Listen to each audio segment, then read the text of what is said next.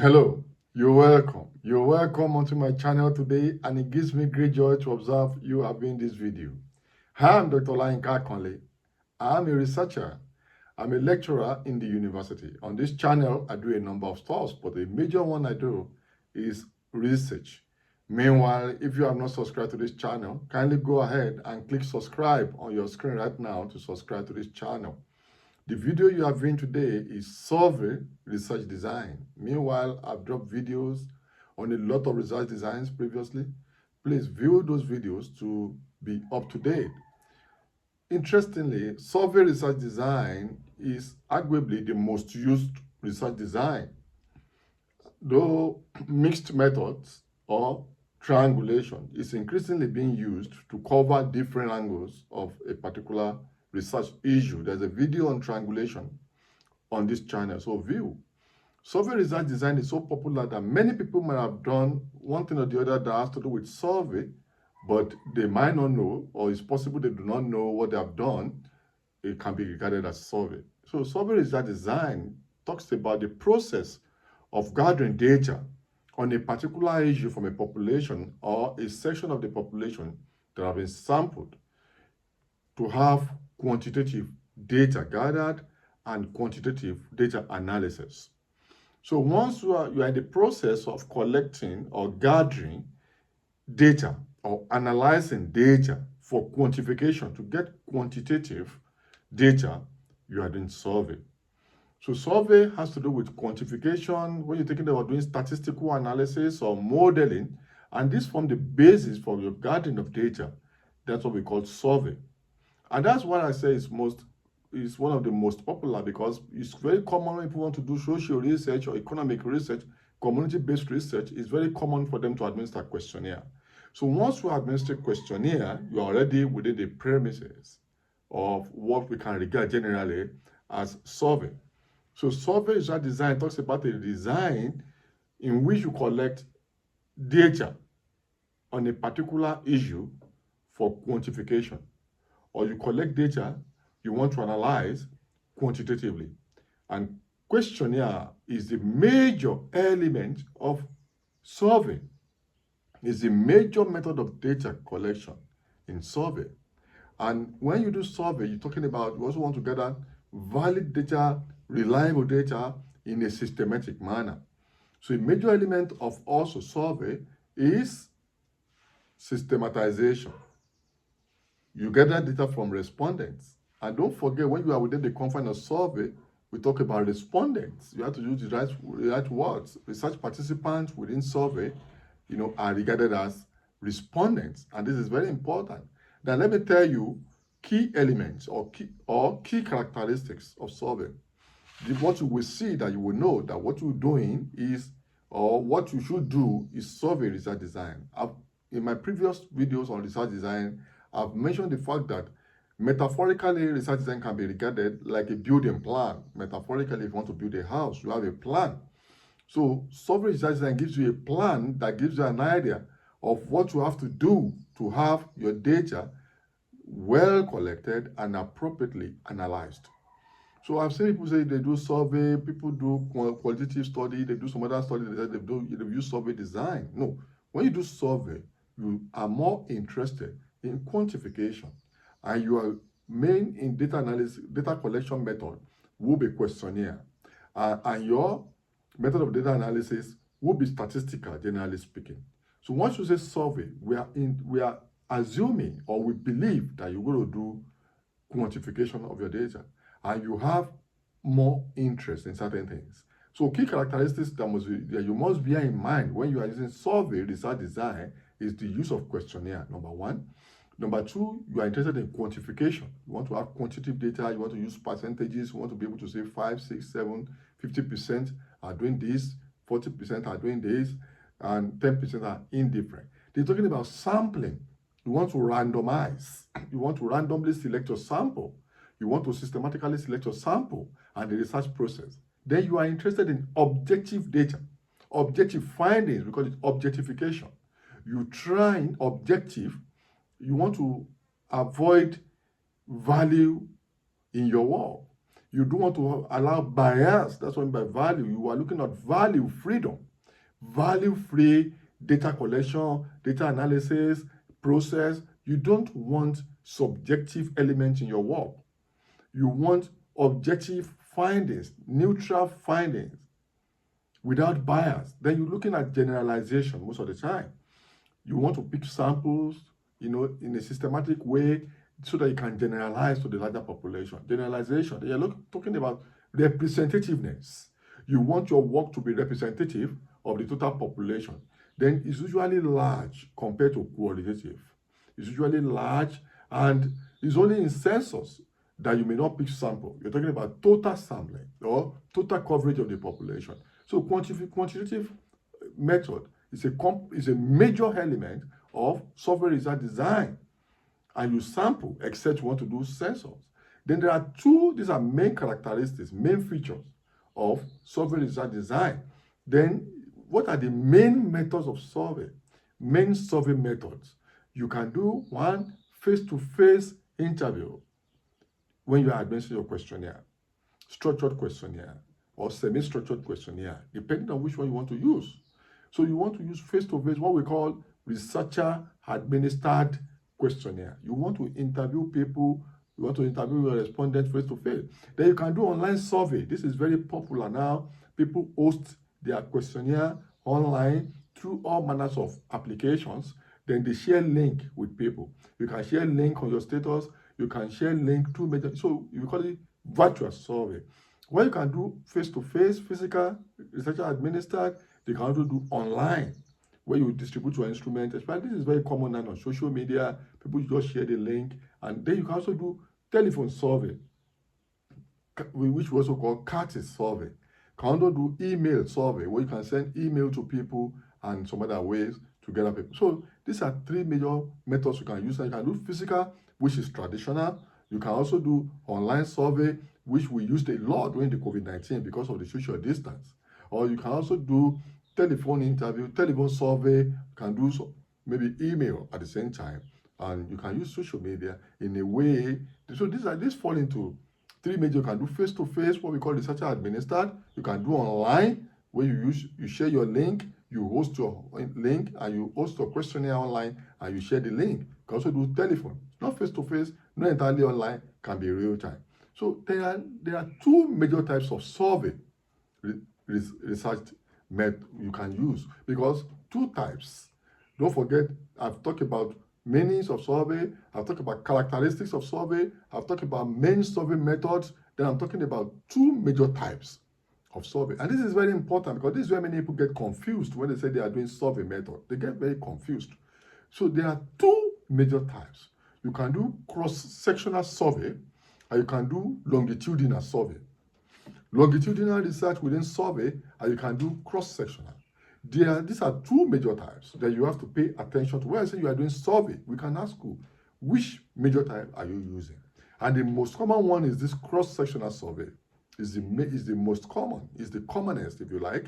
Then, so what is cross-sectional survey design? This is the process of collecting data within a certain time interval. Can be sequential, can be concurrent, but you have time frame in mind, and you are looking at context where you want to do it within certain time interval. Usually very short period of time, unlike longitudinal, where you collect data from certain time interval.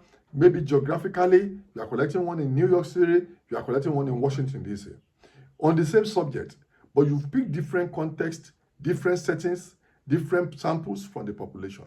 So you are doing this survey across different geographical areas. It can even be multi-country. You can be doing one in United States, at the same time in Australia, at the same time in Norway, at the same time in Ghana.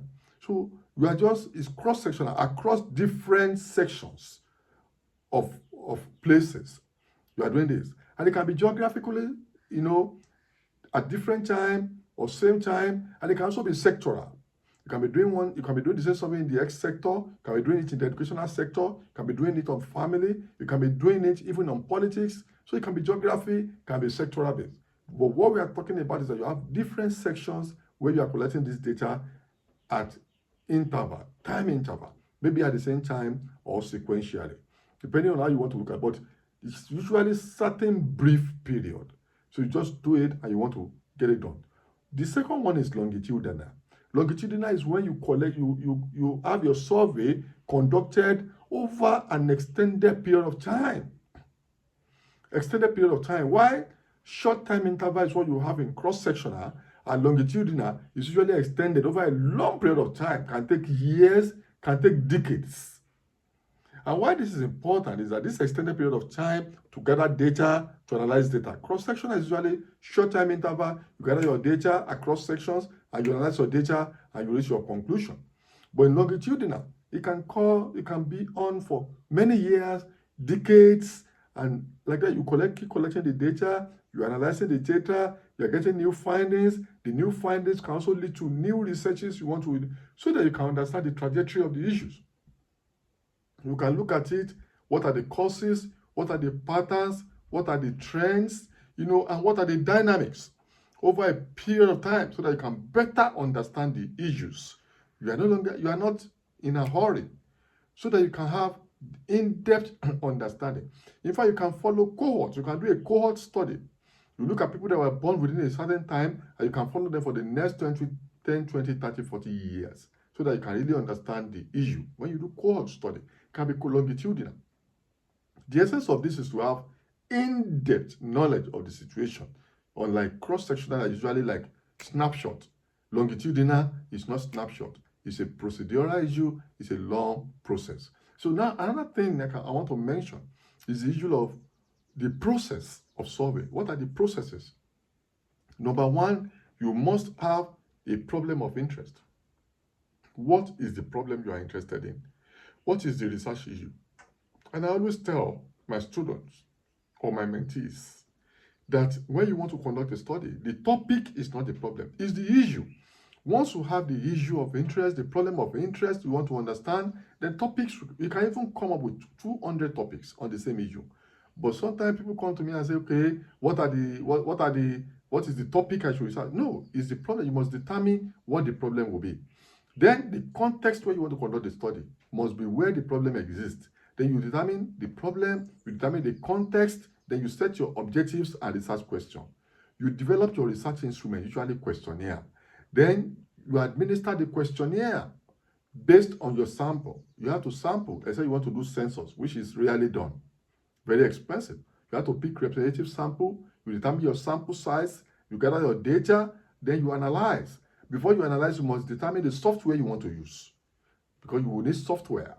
And you have to then analyze, you have to draw your findings, you draw your conclusion, you draw your recommendations, then you let us know your contribution to knowledge. What are you contributing to knowledge?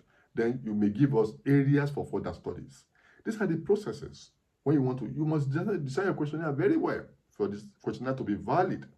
Then you now look, let me now, as I want to round up, talk about what are the advantages of survey method. It allows you, survey research design, it allows you to collect large sample size compared to qualitative study. Then it allows you to quantify. You can get quantitative data, percentages, handover, you can do your regression, you can do your multiple regression, logistic regression, you can do your correlation, you can do all manners of quantification to have figures. You are interested in figures. Then it allows you to have representation, representative sample and representation from the general population. It allows you to generalize. This is a major advantage. You can draw a sample. If your sample is well drawn, you can generalize your findings to the total population. So you can do it very rapidly, especially if you use cross-sectional, survey design. It can be very fast and it can be cheap if you can pick your sample. It's not, sometimes the larger your sample, the more reliable or the more valid your work will be. At the same time, it's not how large your sample is, but how systematic you pick your sample. That means you have to use sample formula for known population or unknown population, depending on what your study is all about. So you can pick smaller sample depending on your formula and what you are interested in, and it can be cheap. At the same time, it can be expensive if you use census, or if your sample is so large, or if your instrument is so bulky. So that could also be a major disadvantage. So the issue of cost can be an advantage, can be disadvantaged. It can be expensive if your sample is too large, or if you want to do longitudinal, survey. So I've moved to the disadvantages now. It can be extended, can take time also. Can take time if you are using longitudinal. At the same time, it can be expensive if you are doing longitudinal and you are doing sensors. So then there's no probes, there's no opportunity to ask deeper questions. It's a structured questionnaire, sometimes yes or no, strongly agrees. So you may not be able to dig down, unlike qualitative, where you can do probing. So it can be superficial. That's what it means. It can be superficial. It does not allow you to have subjective analysis or interpretation. It does not give you deeper knowledge of the situation. It does not give you deeper contextual understanding, unlike quality. You just get large distribution. 50% says this, 50% says this, 20% says this, then 10% is indifferent, and the rest of that. So the deeper contextual issues is not easy for you to bring it out. It can be superficial. Then if you use online questionnaire, you may not know. Robot may even fill your questionnaire. People that are not qualified based on your inclusion criteria may fill your questionnaire. So except it's face-to-face, you may get wrong information. If you use online survey, unqualified people who are not qualified for your inclusion criteria may fill your questionnaire. Even robots might fill it. Can give you random responses to your questionnaire, which is a major problem. So that's why we usually recommend you do you administer your instrument yourself. Even if you are using your app, it's still good to do it through face-to-face. So this is very, very important for us to be able to do. So as much as questionnaire, survey research design is very good. It has its own strength and weaknesses, like I've shown you. You may even have the problem of overgeneralization, because sometimes your sample may not be entirely representative. And if you generalize, you just overgeneralize, and you generalize in error. Another one is that you may have sampling error. You may think that your sample is representative, but may not be. Yet you are basing your generalization on a wrong sample. That means that's a problem for policies and practice and even scholarship. But if you look at these pros and cons of survey research design, you can balance it. And that's why mixed methods approach or design is becoming popular. If you use survey, you can also supplement it with another methods. Like if you view my videos on research design, there are many other ones, and there are many different sampling techniques that I've mentioned in that place. So mixed methods design or triangulation, which just simply enable you to mix survey research design with another research design, maybe one qualitative research design, so that you can have robust findings, valid and reliable research process and findings, so that the disadvantages of survey can be complemented and addressed by another research design, while the advantages are better appropriated. So this is survey research design for you. I've seen many people struggle with this, but with this, I think you should be able to use your survey very effectively. But if you are looking at quantification, welcome to survey research design. Till I see you in my next video, click subscribe and bye for now.